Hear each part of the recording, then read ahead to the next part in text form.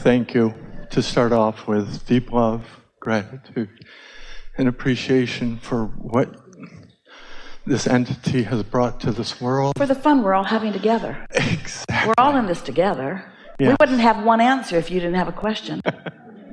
Give yourself some credit. Thank you. You've helped me on other occasions, and now it's going to another level. I've built this capacity and presence and well-being, and it's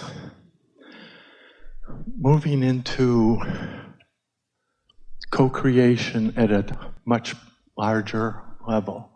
Which means you've got to be steadier. Yes. Co-creation is more difficult because people come to you at different degrees of alignment. So your alignment matters more now. Yes, it's my foundation being at that level. And then Jerry wrote a paper. You've heard us say this before. His paper was entitled, Keep Your Ideas to Yourself Until They're Fully Developed. Because if it's not fully developed, meaning if you don't totally own it, then other people who are focused with you can talk you out of what you know. And so it would apply to your projects, but it also applies to your co-creative partners. You are wanting to write a paper on the capability of each one of them and train yourself into positive expectation that supersedes their own expectation of themselves. Wow. And that requires that enormity. I feel like I've moved from the minor. Let's make it easy. Okay. That requires hooking up with your inner being who's always present. That requires looking through the eyes of Source. That requires getting a damn crane. It requires using your true power. Don't vacuum the floor until you've plugged the vacuum in. Okay. And I've plugged the vacuum and this in. Now it's the feelings is, and it's sometimes a reassurance. Give us some, if you want to, give us some specific things that you're talking about so that they can get in on it, so that what we say to you next will be meaningful, not just to you, but to them too. Okay. I'm moving into the world of way of different doing work called Next Stage Organizations, deal. And I'm reaching out at a much larger global level. Yes. And what's tripping you up? My non-belief in the power of that. I feel like I'm not as worthy to work like I'm in the major leagues and I still have a minor league mindset. But here's the thing. Whether you're in the major leagues or the minor leagues, the game is still played the same way. All the same rules still apply. All the same rules still apply.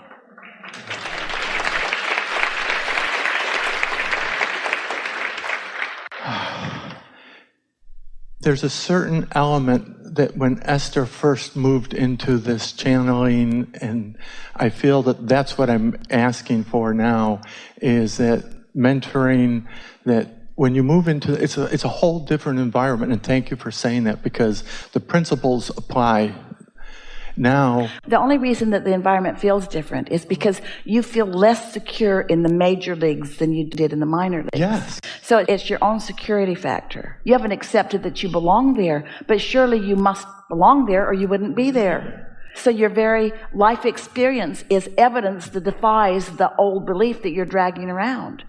And that belief feels uncomfortable every time you focus upon it. That thought about not being ready, it's so discordant to what your inner being knows to be. It's like you're standing there in your insecurity saying to your inner being, I don't think you know what you're talking about. You think I'm ready, but I'm really not. And your inner being is saying, well, we know you're ready, but you're not thinking that you're ready is what's got you all wadded up. And you say, well, I don't want to be wadded up. Can't you know that I'm ready so much that I won't be wadded up anymore? And your inner being says, we know that you're ready and you don't need to be wadded up, but being wadded up is what you do. It just didn't show up so much when you were in the minor leagues. When you were in the minor leagues, you could be wadded up and get away with it. But now you're in the major leagues, you can't be wadded up and get away with it. No. Yes! I can't. You couldn't be there if you weren't ready. So now just revel like you just did, and when you don't feel like that, then go general on it. And daydream more. In other words, step way back from it. So let's play with this just for a moment. Can you formulate and describe for us a sort of essence of a daydream that you're not doing it for any productive, practical purpose. You're just doing it to make yourself feel good.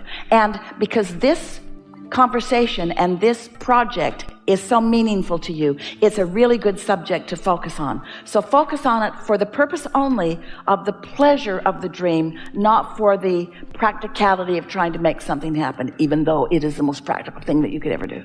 So what we're engaged in is that I can literally feel it, where because of being in my own presence, the law of attraction has brought to me wonderful people from around the world. Yeah. And what I see is the best of the best are here and coming. Yes. Yeah. And it's not only that I have summoned them from all of their capable piles, it's that I've summoned the most connected from all of their capable piles. Yes. So I've got the best of them, and the fact that they are the best is that they're mostly tuned in. Yes, and when we gather together, there's this enormity of this energy that is so... So why is that scaring you? It's not. So in this moment, you're under the influence of Source, and so all of that feels wonderful to you. But now, just for a moment, if you can, try to step into that feeling of insecurity and tell us what's making you feel insecure. Because I love and want it so much, there's this niggling, that sliver. We get that, but here's what you just said to us. My life, through all that I've lived, has caused me to be upon this major creation. And there's just this little piece of me that won't let me believe it. And we say, it's not that it's a little piece of you. It's not anything outside of you. It's just some old habits of thought that no longer apply. And the nice thing is, you can catch yourself in the moment of every single one of them, because the negative emotion comes up every time you're doing that. So tell us what you're thinking when that negative emotion comes up. I don't trust the economy. I think that there are bad actors out there in the world. I think that there are people that have the ability to assert into my experience, and they might not have good intentions, and they might assert into my experience. And you know, every bit of that is bogus. There's no such thing as the law of assertion. You open the door and let them in by saying, hey, there are bad people out there, and I know you're out there, and I know you want to get me, so come and get me, blah, blah, blah, blah, blah, blah, blah, blah, blah. And we say, close that door. Don't give them any attention. They have no power in your experience. The boogeyman can't get in until you say there's a boogeyman. You see what we're getting at? Yeah, and I evoke the 17-second rule. Is that, you know... If it falls on the floor and it's less than 17 seconds, you can still eat it? No, I don't pick it back up. But this really helps, because it's that greater sense of awareness of my own inner being, the expansion of it, and the actual embodiment, full-on embodiment of who and what I really am. Who are you? I am the greatest and grandest vision of my essence. How'd you get here? Why'd you come? Because I wanted this. And so you got into this physical body and you banged around for a little bit. And you got clear about what you want. As that started taking shape, what was it? What is it that you want? Do we have another hour, or are we almost done with this day? Feels like we've been here for 5 hours. It's the full expression of the essence of who I am within this body. To allow that source. All right, so we believe you. We can feel that you can feel your own empowerment. Right. And we can feel that you understand that you're here to create. Yes. Is the hang-up coming when you focus upon the specific of the arena you're creating in? Because when you're in that dream state, you're powerful. The power of non-resisted thought is evident. But there's something about when you direct your attention to this specific project that you introduce resistance into the equation. Can you tell us why? What do you think it is? It's because you don't trust the other players who will co-create with you. You know you need them, but you don't completely trust them, which means you don't quite believe in your power of influence. And they don't quite believe that we are one. So stay with us just for a little bit. So we said to you, this is so good. We said to you that there's this pile of humanity, all these piles of humanity. But from our perspective, there are two piles. Can you remember what the piles are? Those in alignment. Those that are in this moment under the influence of Source, and those who are in this moment not under the influence of Source. So, when you're under the influence of Source, you trust them. When you're not under the influence of Source, you don't. Oh.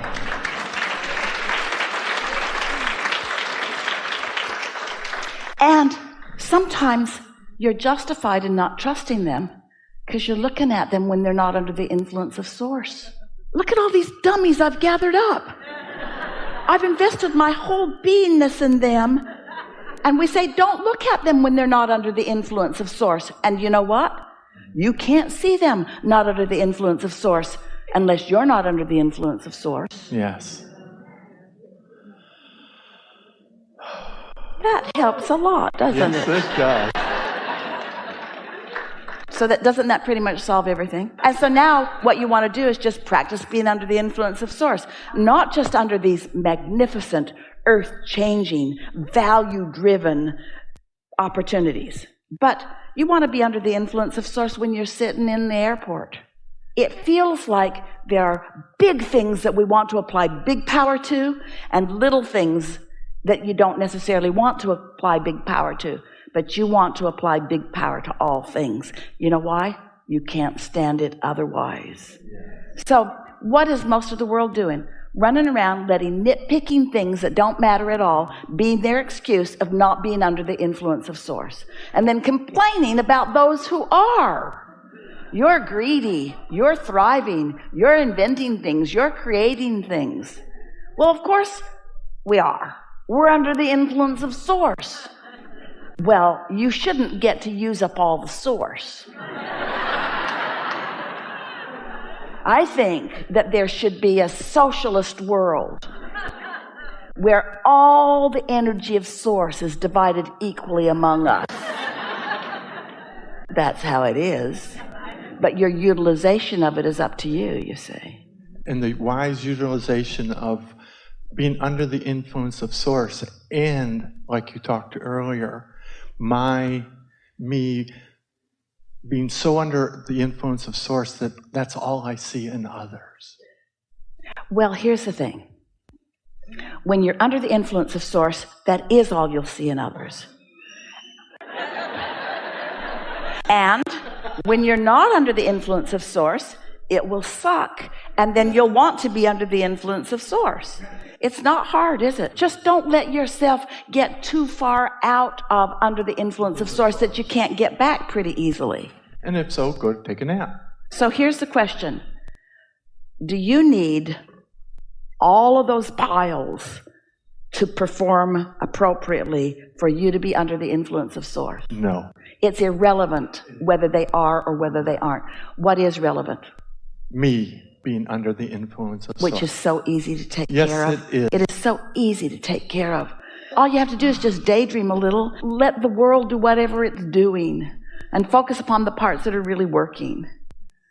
Run to your window tomorrow and see if the sun's up. And if it is, then you're good. Then you're good. Enough? Oh, thank you. Good time for segment.